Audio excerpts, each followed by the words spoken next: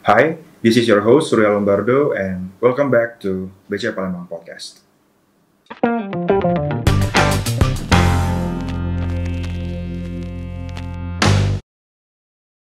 Lalu ada nggak Bu waktu tertentu yang paling baik untuk mengkonsumsi kopi atau mungkin bisa dikonsumsi kapan aja dan beda gitu efeknya? Iya, kopi itu tergantung sama penikmatnya, tergantung pada siapa yang minum.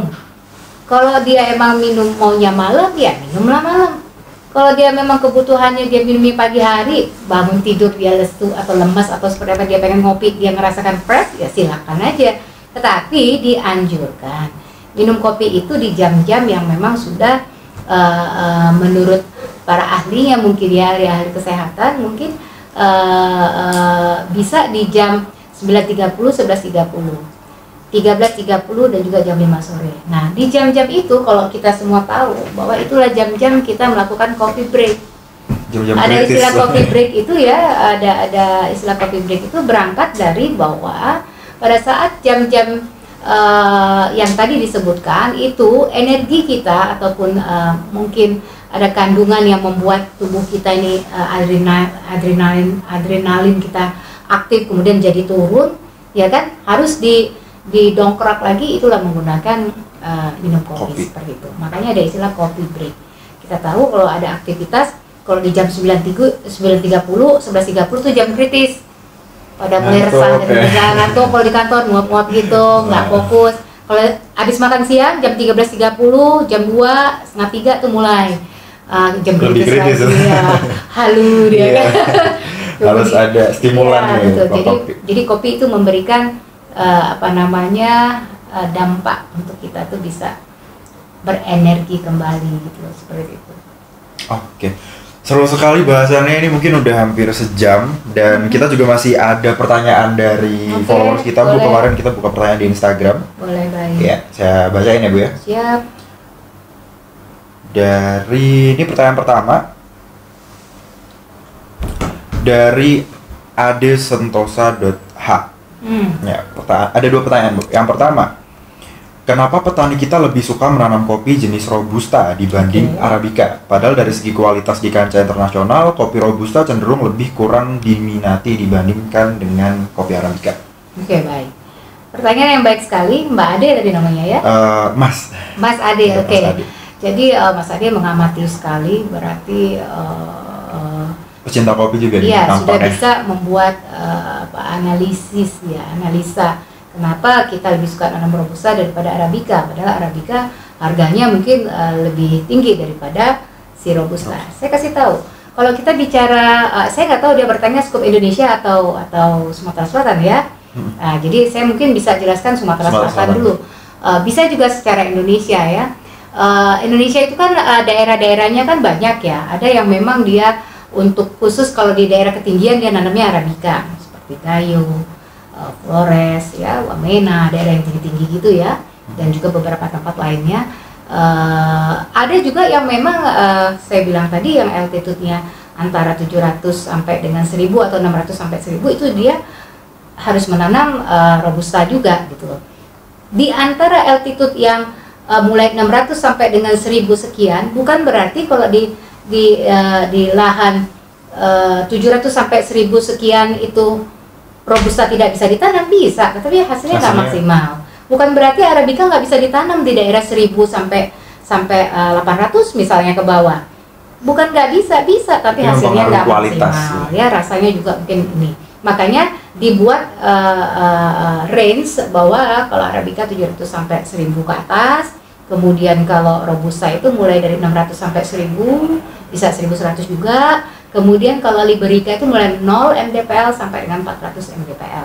Nah, kenapa Arabica lebih tinggi harganya?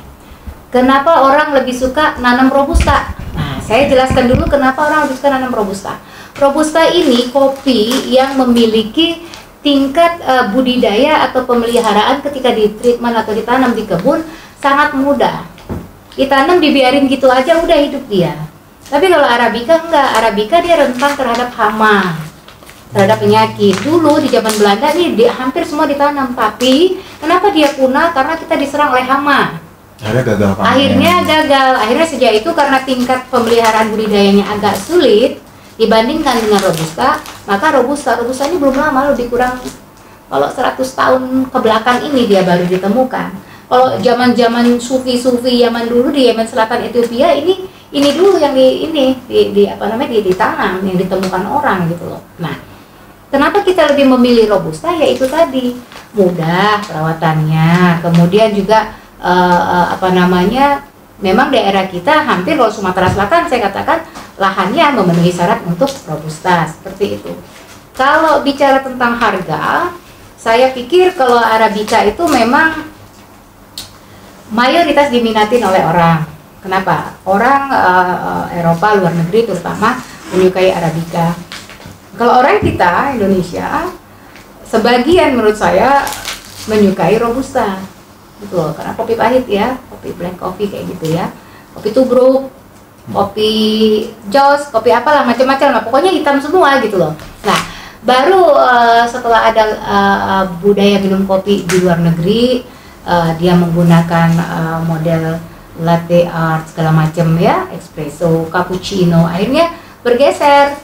Jadi yang Robusta peminatnya khusus, yang Arabica bisa melakukan hal itu, seperti itu. Jadi saya pikir kalau ditanyakan kenapa, kembali lagi kepada wilayahnya masing-masing. Tetapi garis besarnya yang saya ketahui adalah Robusta lebih mudah dalam budidaya atau perawatannya, seperti itu. Lebih tahan hama juga. Iya, lebih tahan hama, betul.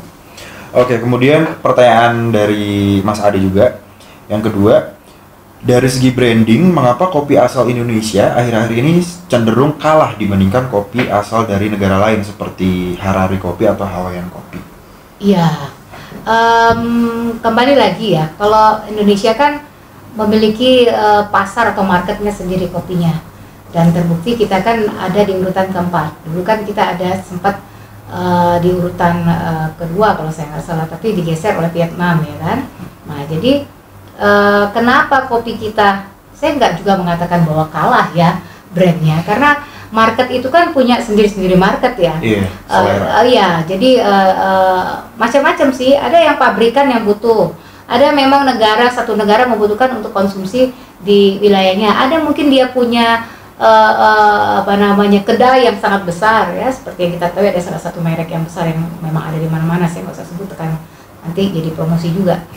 Nah, kalau dibandingkan dengan yang tadi, saya pikir ini baru menurut saya.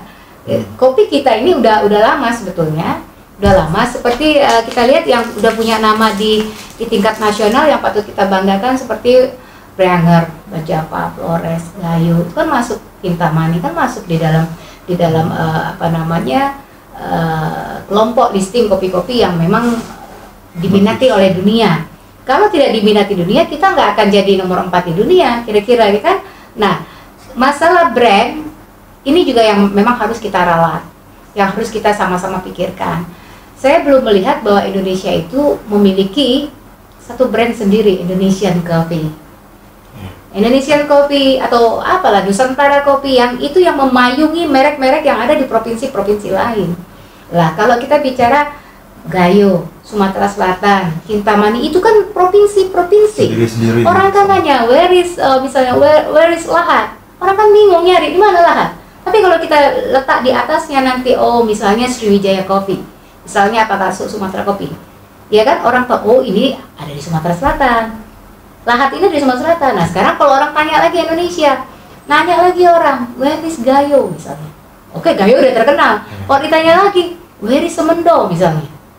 Nah kalau kita sebutkan di atasnya ada Indonesian Coffee, berarti ini kopi Indonesia gitu loh. Nah jadi memang kalau menurut saya harusnya ada satu brand besar Indonesia yang memayungi provinsi-provinsi yang mempunyai brand-brand masing-masing. Nah provinsi-provinsi harus punya satu brand sendiri yang memayungi brand-brand lokal kabupaten kota dan industri kecil kopinya, seperti itu. Nah, kalau kita sudah ada itu, maka identitas kita dikenal. Sekarang kan kita ada terkota-kota. Dijual nanti dibawa ke luar negeri, dibawa ke Timur Tengah. Kopi mana? Semendo Coffee. Bawa lagi ke sana, misalnya mana? Kintamani Kopi. Oke, kalau Bali udah dikenal orang, Bajapa udah dikenal orang. Bagaimana kalau daerah-daerah lain yang tidak dalam listing kopi-kopi yang memang sudah mendunia itu gitu loh. Nah, jadi ini perlu dipikirkan bersama. Kita memang harus punya satu brand Indonesia bersama, seperti yang kita lakukan di Indonesia, di Sumatera Selatan. Sumatera Selatan nanti Pak Gubernur Pak Herman Deru akan meluncing satu nama kopi yang ada di Sumatera Selatan, ya kalau nggak salah insya Allah namanya Sriwijaya Coffee. Sebagai payung. Iya, pernah disampaikan dalam satu acara Sriwijaya Coffee. Jadi beliau mendengarkan masukan-masukan dari berbagai pihak, dan beliau pun juga mencoba untuk meluncing. Jadi namanya Sriwijaya Coffee. Tapi itu nanti entah kapan dia akan menyampaikan untuk launching itu. Jadi saya pikir kalau brand itu memang dibutuhkan, kalau udah nyangkut negara dibutuhkan satu kebijakan yang besar. Kebijakan ini bukan cuma di pusat, sampai ke bawahnya. Tentunya ini tidak bisa dilemparkan kebijakan terus biarlah bergeraklah sendiri-sendiri, nggak bisa. Jadi benar-benar harus di-manage dengan bersinergi. Seperti itu. Makanya bisa besar. Seperti itu. Ya. Baik, ada lagi pertanyaan dari Vaninda FR. Berapa konsumsi kopi yang aman per hari? Apakah kopi bisa menyebabkan kecanduan? Karena tadi sempat disinggung 12 kopi itu sebenarnya 12 gelas sehari itu sebenarnya aman atau tidak? Maka saya kasih tahu bahwa kopi itu tergantung siapa peminumnya. Apakah dia startup atau pemula? Apakah dia ya udahlah ikut aja lah kita gitu. Apakah dia memang pencandu atau peminat atau penggila kopi gitu? Nggak bisa hidup dia tanpa kopi, kira-kira minum kopi itu nggak bisa, bahkan mungkin makan nasi pakai kopi, makan pempek pakai kopi kalau orang kita ini kan, iya kan? Ah, padahal temannya minum kopi itu kan bisa goreng, ini makan pempek becuko lah minum kopi pula. Nah, tergantung siapa yang minum. Cuma sarannya dianjurkan tadi ada time yang saya bilang coffee break ya minimal 3 kali 3 waktu itulah 1 gelas, kemudian 1 gelas lagi. Tapi kembali lagi, saya tidak bisa menggarisbawahi bahwa satu hari 3 gelas, arti kata ya dalam satu hari. Tidak, tergantung orang yang tetap ya. Mau berapa banyak. Cuma waktunya itu tadi 9.30, 11.30, 13.30 dan jam 5 sore. Seperti itu. Oke. Lalu ini ada pertanyaan terakhir dari followers kita, Akbar. Apakah ada kopi yang tidak mengandung kafein? Nah, kalau bicara apakah ada kopi yang tidak mengandung kafein, jadi kopi itu kan ada black coffee, ada kopi yang di blend, ada green coffee, ya kan? Nah, itu 3 tuh yang saya tahu tuh, yang secara penyajian ya. Nah, kalau dikatakan kandungan kafein, kalau namanya kopi sudah pasti, kalau dia memang dari biji kopi pasti mengandung kafein. Nah, tetapi tinggal ada orang yang memang tidak bisa mengkonsumsi kafein terlalu banyak. Kadarnya. Ya, maka dengan berbagai macam trik atau strategi, pihak produsen itu membuat terobosan-terobosan, inovasi-inovasi, penemuan-penemuan bagaimana memenuhi kebutuhan konsumen yang tidak bisa meminum kafein tinggi. Maka dibikin kadarnya low melalui proses-proses seperti itu. Singkat ya. Baik. Kalau mau ahlinya panggil dokter. Iya. Oke. Lalu bagaimana Bu harapan Ibu terhadap kopi Indonesia ini sendiri, dan kira-kira pandangan Ibu terhadap potensi kita nih ke depannya akan seperti apa? Iya, kalau saya terus terang aja harapan saya sebenarnya orang bilang muluk-muluk banget. Kita sih bisa megang nomor 1 dunia.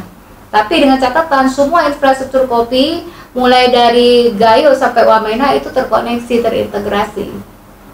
Programnya, langkahnya, kinerjanya, problemnya, solvingnya juga penyelesaian masalahnya juga benar-benar itu bisa kita seperti itu. Tetapi juga ada satu problem yang tidak bisa kita hindari, bahwa Indonesia ini kalau nanam kopi itu panennya dalam setahun tuh cuma full kopinya 5 bulan 6 bulan aja, lebih dari itu habis kopinya. Nah, ini pola juga petaninya, bagaimana menyimpan, bagaimana menjual gitu. Nah, ini kan sekarang kan sendiri-sendiri. Nah, harusnya kan kalau dikoordinir dengan baik. Oke, salah satu kabupaten kota kita mau panen nih ya bulan Agustus.